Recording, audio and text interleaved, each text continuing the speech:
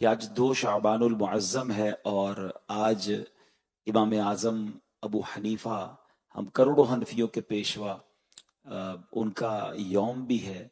تو ہم نے سوچا کہ کیوں نہ کچھ دیر کے لیے مدنی چینل کے ناظرین کو بھی شامل کر لیا جائے، امام اعظم کا ذکر خیر ہو۔ اور سبحان اللہ، جتنا احسان ان کا اس امت پر ہے، جتنا ان کا یوں سمجھیے شکریہ ادا کریں، ان کو ایصال ثواب کریں، وہ کم ہے۔ کروڑوں حنفیوں کے امام، امام اعظم ابو حنیفہ حضرت نعمان بن ثابت رضی اللہ تعالیٰ عنہ، کئی حج کیا آپ نے، اور جب آخری مرتبہ حج کی سعادت ملی تو آپ نے یہ خواہش کی خدام مکہ سے، کعبہ سے، کہ میرے لیے کعبے کا دروازہ کھول دیا جائے۔ آپ کے لیے کعبے کا دروازہ کھول دیا گیا، آپ کعبے کے اندر گئے، عاجزی کا پیکر بن کر آپ نے کعبے شریف کے 2 ستونوں کے درمیان کھڑے ہو کر طویل نماز ادا فرمائی، خوب تلاوت قرآن کی، نماز اور تلاوت سے فارغ ہو کر رو رو کر بارگاہ الہی میں دعا کرتے رہے۔ ابھی آپ دعا میں مشغول تھے کہ کعبہ شریف کے کونے سے آواز آئی، تم نے اچھی طرح ہماری معرفت یعنی پہچان حاصل کی اور خلوص کے ساتھ عبادت کی، ہم نے تم کو بخشا، اور قیامت تک جو تمہارے مذہب پر ہوگا یعنی تمہاری تقلید کرے گا اس کو بھی بخش دیا۔ تو حنفیوں کے لیے کتنی بڑی بشارت ہے کہ امام اعظم ابو حنیفہ کا دامن کرم ہمارے ہاتھ میں آیا۔ انشاءاللہ اللہ نے چاہا تو امام اعظم کے ساتھ نبی پاک علیہ السلام کے پیچھے پیچھے انشاءاللہ جنت میں داخل ہوں گے۔ امام اعظم کا تعارف، مختصر تعارف سن لیں۔ سراج الامہ، امت کے روشن سورج، امام الائمہ یعنی اماموں کے بھی امام، حضرت امام اعظم ابو حنیفہ کا مبارک نام نعمان، آپ کے والد کا نام ثابت، کنیت ابو حنیفہ ہے۔ یوں آپ کا پورا نام ابو حنیفہ نعمان بن ثابت ہے۔ امام اعظم 80 ہجری میں عراق کے مشہور شہر کوفہ میں پیدا ہوئے۔ 70 سال کی عمر میں 2 شعبان المعظم 150 ہجری میں آپ نے وفات پائی، اور آپ کا مزار مبارک بغداد شریف میں ہے۔ ہو نائب سرور دو عالم، امام اعظم ابو حنیفہ، سراج امت فقیہ اخم، سراج امت فقیہ افخم، امام اعظم ابو حنیفہ ہے نام نعمان ابن ثابت، ابو حنیفہ ہے ان کی کنیت، پکارتا ہے یہ کہہ کے عالم، امام اعظم ابو حنیفہ۔ آپ کے بہت کمال کے اوصاف ہیں، چند باتیں عرض کرتا ہوں، چونکہ ہمارا مشورہ بھی ہے، ہم تربیت کے لیے بھی بیٹھے ہیں، اور بزرگوں سے سیکھا جاتا ہے، کامیاب لوگوں کی سیرت سے سیکھا جاتا ہے۔ اتنے بڑے وقت کے امام ہیں، ایسے کیا کمالات تھے ان کے؟ اور میں کوشش کروں گا چند وہ باتیں عرض کروں گا جو جس لیول کے، جس طبقے کے اسلام پہ موجود ہیں، ہم سب کو ان کی سیرت سے کچھ ملتا چلا جائے۔ امام اعظم ابو حنیفہ، پہلے یہ بات یاد رکھیے گا، چونکہ سوشل میڈیا پر آپ ہیں، ابحاث ہوتی رہتی ہیں، ریلز چلتی رہتی ہیں، کلپس چلتے رہتے ہیں، اختلافی باتیں ہوتی رہتی ہیں، تو یہ بات ذہن میں رہے کہ 4 فقہ کے امام ہیں، امام اعظم، امام مالک، امام احمد بن حنبل اور امام شافعی رحمت اللہ تعالی علیہ۔ ان کا آپس میں دینی احکام میں اختلاف ضرور ہے، البتہ سب کے عقائد بالکل درست ہیں، سبھی سنی صحیح العقیدہ اور سچے عاشق رسول تھے۔ ان سب کے متعلق حدیثوں میں بشارتیں بھی آئی ہیں۔ نبی پاک علیہ الصلوۃ والسلام نے فرمایا ایک زمانہ آئے گا لوگ علم ڈھونڈیں گے، مگر عالم مدینہ سے زیادہ علم والا انہیں کوئی نہیں ملے گا۔ اس سے مراد کیا ہے؟ اس سے عالم مدینہ سے مراد امام مالک رحمت اللہ تعالیٰ نے۔ ایک جگہ نبی پاک نے فرمایا قریش کا ایک عالم زمین کو علم دین سے بھر دے گا۔ اس حدیث پاک سے مراد امام شافعی رحمت اللہ تعالیٰ نے۔ اسی طرح ایک حدیث میں اگر علم سریا یعنی ستارے پر بھی ہو تو فارس کے لوگ اسے حاصل کر لیں گے۔ محدثین کرام فرماتے اس حدیث شریف میں فارسی لوگوں سے امام اعظم ابو حنیفہ رحمت اللہ تعالیٰ علیہ مراد ہے۔ تو پتہ چلا کہ یہ چاروں امام چاروں باغوں پر مہکتے ہوئے پھول ہیں، اور ان سب میں کوئی یوں سمجھیے کہ یہ چاروں حق پر ہیں، اور کسی کے خلاف ہم نے کبھی بھی کوئی بات نہیں کرنی، یہ چاروں ہمارے سر کے تاج ہیں۔ اب امام اعظم ابو حنیفہ کی چونکہ بات ہو رہی ہے تو آپ کی سیرت کے چند مدنی پھول. آپ کا ایک پاکیزہ وصف یہ تھا، اب کبھی کسی کی غیبت نہیں کرتے تھے، یہاں تک کہ آپ نے کبھی اپنے دشمن کی بھی غیبت نہیں کی. ایک مرتبہ حضرت عبداللہ ابن مبارک رحمت اللہ تعالی علیہ نے حضرت سفیان ثوری رحمت اللہ تعالی علیہ سے کہا، امام ابو حنیفہ غیبت سے کتنا بچتے تھے، میں نے سنا آپ دشمن کی بھی غیبت نہیں کرتے تھے.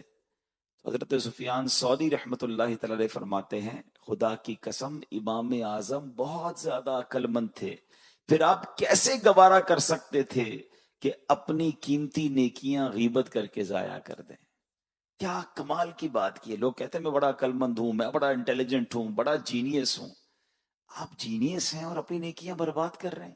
کیونکہ غیبت کا معاملہ یہ ہے کہ کسی کی غیبت کریں گے تو آپ کی نیکیاں تو اس کے اکاؤنٹ میں ٹرانسفر ہو جائیں گی. آپ میں سے کون ایسا ہے جو ذرا پورا مہینہ کام کرے اور جب سیلری ملے تو ایک بٹن دبا کر اپنے پیسے کسی اور کے اکاؤنٹ میں، اور وہ بھی اس کے اکاؤنٹ میں جو اچھا نہیں لگتا. غیبت تو اس کی کرتے نا جو اچھا نہیں لگ رہا، اس کے اکاؤنٹ میں اپنے پیسے ٹرانسفر کر دیں. ایسا تو کوئی نہیں کرے گا کہ یار تم سے بڑا بیوقوف کوئی نہیں ہے، ایک تو تمہیں بندہ اچھا نہیں لگتا اور پورے مہینے کی سیلری اسی کو ٹرانسفر کر دی. اس سیلری تو کچھ بھی نہیں بیچتی نا، سارا دن مشکل سے نمازیں پڑھی، روزے رکھے یا درود پڑھ لیے، کوئی نیکی کی اور غیبت کر کے سب ٹرانسفر کر دیا. عقل مند وہ ہوتا ہے جو غیبت نہیں کرتا. تو امام اعظم کی عقل کا لیول دیکھیں، دشمن کی بھی غیبت نہیں کرتے. یعنی دشمن کی غیبت کر کے میں نے الٹیمیٹلی تو اسے فائدہ پہنچا دیا نا، کہ ایک تو میرا دشمن ہے اور میں نے اسے نیکیاں بھی پہنچا دی، تو کیوں غیبت کروں بھائی. اور غیبت کس قدر بڑا گناہ ہے. نارملی غیبت کو، اچھا کسی کو نہیں، شراب پیتا ہے، او ہو شرابی ہے بھائی، یہ تو معاذ اللہ جوا کھیلتا، او لو لو لو جواری ہے، غیبت کرتا ہے، سبھی کرتے ہیں. استغفر اللہ. غیبت بھی گناہ کبیرہ، اور بعض صورتوں میں کئی بڑے بڑے گناہ جس کو ہم بڑے سمجھتے ہیں اس سے بڑا گناہ ہے، مگر اس کو اتنا نارملائز کر دیا گیا ہے، اتنا روٹین کا حصہ بنا دیا ہے کہ سمجھ ہی نہیں آتی. اے میرے پیارے اسلامی بھائی، حدیث پاک سنیے. ہمارے آقا علیہ الصلوۃ والسلام نے فرمایا 4 طرح کے جہنمی ہیں جو کہ حمیم اور جہیم یعنی کھولتے پانی اور آگ کے درمیان بھاگتے پھرتے ویل و ثبور یعنی ہلاکت مانگتے ہوں گے. ان میں سے ایک شخص وہ ہوگا جو اپنا گوشت کھاتا ہوگا. جہنمی کہیں گے اس بدبخت کو کیا ہوا، ہماری تکلیف میں اضافہ کر رہا ہے، یعنی اس کی وجہ سے جہنمیوں کی تکلیف بڑھ رہی ہوگی. تو کہا جائے گا یہ بدبخت لوگوں کا گوشت کھاتا تھا، یعنی غیبت کرتا تھا اور چغلی کرتا تھا.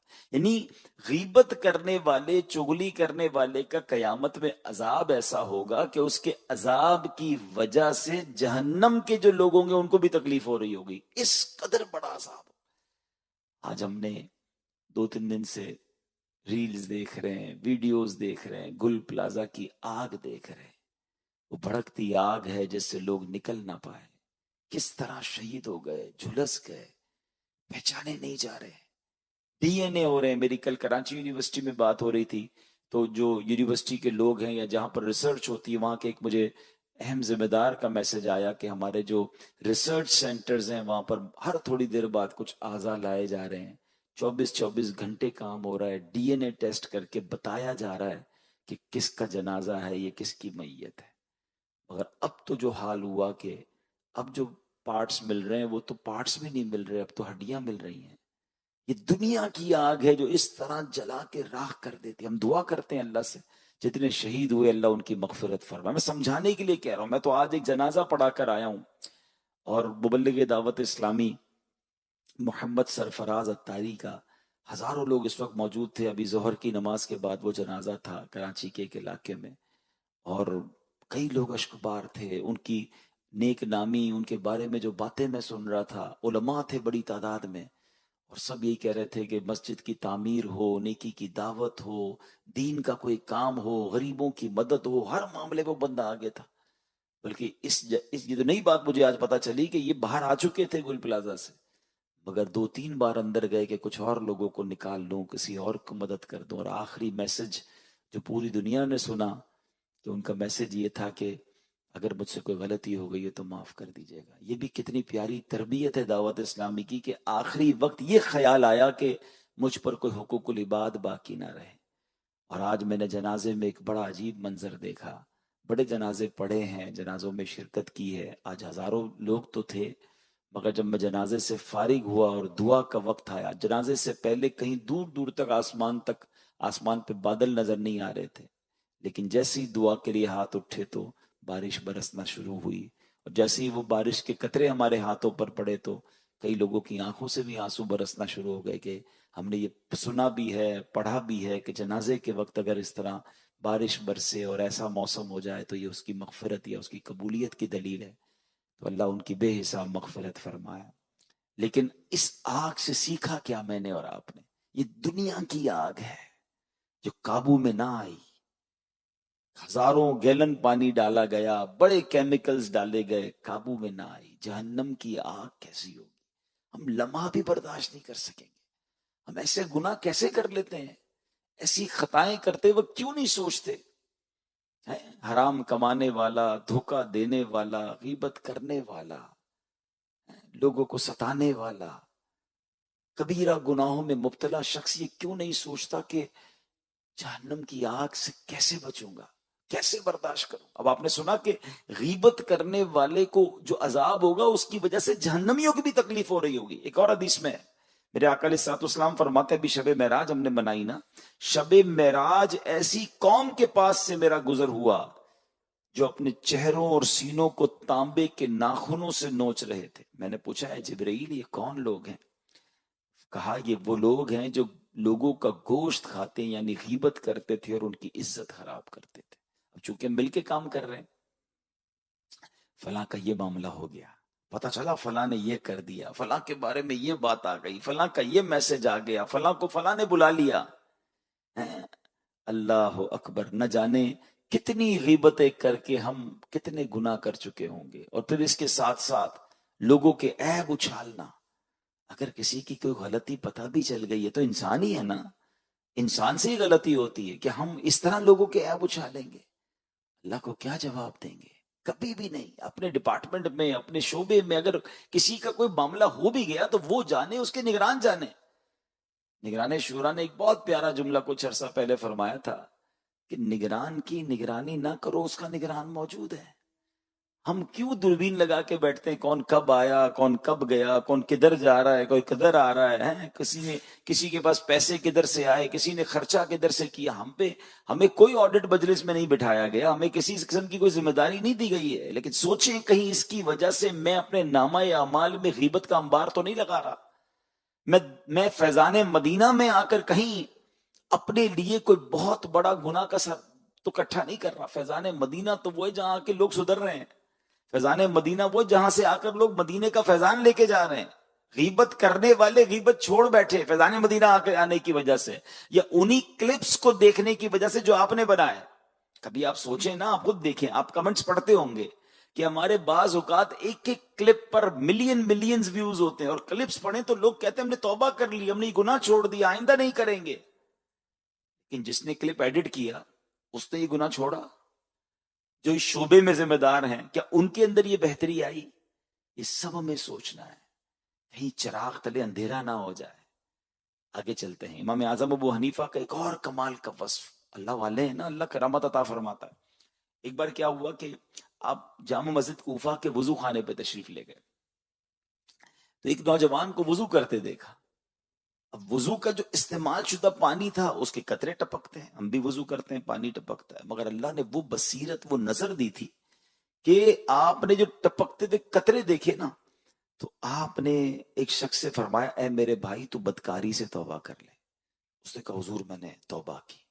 ایک بندے کو کہا جو ساتھ وضو کر رہا تھا شراب نوشی اور گانے باجے سننے سے توبہ کر لے۔ فوراً حیران بھی ہوا کہ میرا یہ گناہ کیسے پتہ چل گیا؟ کہتا حضور میں نے توبہ کی۔ اللہ اکبر، آپ ایک ایک کر کے لوگوں کو سمجھاتے رہے، اور آخر میں پھر اللہ کی بارگاہ میں وضو کر کے فارغ ہوئے تو کہتے مولا یہ جو نعمت ہے نا یہ مجھ سے واپس لے لے۔ اے پروردگار میں لوگوں کے گناہ نہیں دیکھنا چاہتا، مجھے لوگوں کو گناہ پتہ چل جاتے ہیں جب وہ وضو کرتے، کیونکہ وضو کرنے سے اعضاء سے گناہ دھلتے ہیں، اور امام اعظم کو وہ نظر آ جاتے تھے۔ اللہ کریم نے آپ کی یہ دعا قبول کی اور اب آپ کو لوگوں کے گناہ نظر آنا بند ہو گئے۔ یہ ان کی کرامت تھی، مگر کیوں انہوں نے یہ دعا کی؟ کہ وہ لوگوں کے گناہ نہیں جاننا چاہتے تھے. میرے اور آپ کے پاس تو ایسی کوئی نظر نہیں نا کہ یہ جو سامنے بیٹھا ہے اس کی کیا غلطی، اس کے کیا گناہ. اللہ نے عیب چھپائے. میں کون ہوتا ہوں کسی کے عیبوں کو تلاش کرنے والا؟ حدیث پاک میں آتا ہے، میرے آقا فرماتے ہیں کہ جو کسی کے عیب کھولتا ہے، جو کسی مسلمان کی تکلیف دور کرے، اللہ قیامت کی تکلیفوں میں سے اس کی تکلیف دور فرمائے گا. جو کسی مسلمان کی عیب پوشی کرے تو خدائے ستار قیامت کے روز اس کی عیب پوشی فرمائے گا. ایک اور حدیث میں آتا ہے جو شخص اپنے بھائی کا عیب دیکھ کر اس کی پردہ پوشی کر دے تو وہ جنت میں داخل کر دیا جائے گا. پتا چلا اور عیب پوشی کر دی، چھپا لیا، نہ بتایا. یہ الگ بات ہے کہ اگر ہم کسی ڈپارٹمنٹ میں کام کرتے ہیں اور کوئی ایسا کام ہو رہا ہے کہ جو وقف کے مال کا غلط استعمال ہو رہا ہے، اللہ نہ کرے کوئی غیر شرعی کام ہو رہا ہے، تو ہمارا کام اس کے نگران کو بتا دینا ہے بس. اس کا مطلب یہ نہیں کہ اپنے گروپس میں بیٹھ کر، اپنے دوستوں میں بیٹھ کر اس کو ڈسکس بھی کریں یا اس کو پھیلائیں. روایتوں میں آتا ہے جو کسی کے عیب کھولتا ہے اللہ اس کے عیب کھول دے گا. سچ بتائیے اگر میرے اور آپ کے عیب کھل جائیں، کئی ایسی باتیں ہیں جو صرف میں جانتا ہوں، میرا رب جانتا ہے، اللہ نے چھپائی ہوئی ہے. جس دن وہ کھل گئی تو کیا ہوگا؟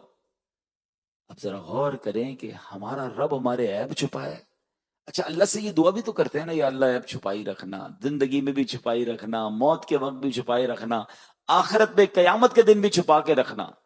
کتنا پیارا شعر پڑھتے ہیں، یا الہی نامہ اعمال جب کھلنے لگے، عیب پوشے خلق ستارے خطا کا ساتھ. مگر اللہ سے کیا کہہ رہے ہو؟ اے اللہ میرے عیب چھپانا. اور لوگوں کے عیب پتہ چل جائیں تو کیا کر رہے ہیں کہ نہیں دنیا کو بتائیں گے. پتہ چلا، جس کو نہیں پتا اس کو بھی بلا کے آؤ تمہیں نہیں. اچھا ہمارے یہاں تو ایک جملہ مشہور تھا، اور سناؤ آج کل کیا نئی تازی ہے، کوئی اندر کی خبر لاؤ. اللہ اکبر، میرے اور آپ کے اندر کی خبر باہر آ گئی. تو کیوں یہ فکر ہے، کیوں یہ شوق ہے کہ مجھے کوئی اندر کی خبر ملے، مجھے کوئی ایسی بات پتا چلے جس کی میں تشہیر کروں. ایک بات یاد رکھیے گا، جس کے عیب ہم اچھالنے کی کوشش اگر کرتے ہیں یا بتاتے ہیں لوگوں کو، اللہ نے اس کے مقدر میں عزت لکھی ہے نا، تو کوئی اسے ذلیل کر نہیں سکتا. وَتُعِزُّ مَن تَشَاءُ وَتُذِلُّ مَن تَشَاءُ. ساری دنیا مل کر کسی کے عیب اچھالنے کی کوشش کرے، کسی کی غیبت کرے، کسی کو برا بھلا کہے، اللہ نے عزت لکھی ہے، کوئی عزت نہیں لے سکتا. اور سارے مل کر کسی کو جناب کیا کہتے ہیں وہ آپ لوگ، مونیٹائز نہیں بلکہ وہ پیسہ لگ بوسٹ کر کر کے اس کی پوسٹیں لگائے نا کہ یار اس کو کہیں عزت مل جائے، اس کو فالوور مل جائے، یہ دنیا میں مشہور ہو جائے. نہیں، اللہ نے اس کے مقدر میں ذلت لکھی ہے، اس کو ذلیل ہونے سے کوئی نہیں روک سکتا، کیونکہ یہ اللہ کے دستے قدرت میں بیدک الخیر. ہمیں غور یہ کرنا ہے کہ میرا کردار کیا ہے. میں دونوں لوگوں کے عیب اس لیے نہ ڈسکس کروں کہ میرے پہلے ہی بہت عیب ہے یار. امام اعظم کے مقلد ہیں نا، ان کو یہ کرامت نصیب ہوئی تھی، اس کے باوجود انہوں نے دعا کی اللہ یہ نعمت لے لے مجھ سے، میں نہیں دیکھنا چاہتا لوگوں کے عیب. اور ہم چاہتے ہیں کوئی ایسا فارمولا مل جائے کہ کسی کے عیب مل جائے، کسی کا موبائل میرے ہاتھ میں آ جائے، اس کے کوئی تھوڑے میسج پڑھ لوں، کسی کی جناب کوئی ای میل پکڑ لوں، کسی کا کوئی آپس میں باتیں کرنے کان لگا کے سن لوں. ہمیں پتا ہم اپنے کام سے کام رکھیں. اگر زندگی پرسکون گزارنی ہے نا، میں ہوں، میرا کام ہے، ورنہ ایسا نہ ہو کہ میں کبیرہ گناہوں میں پڑ جاؤں. تو اے میرے پیارے اسلامی بھائی، امام اعظم کی سیرت سے ایک دوسرا پیارا پھول یہ سیکھنے کو ملا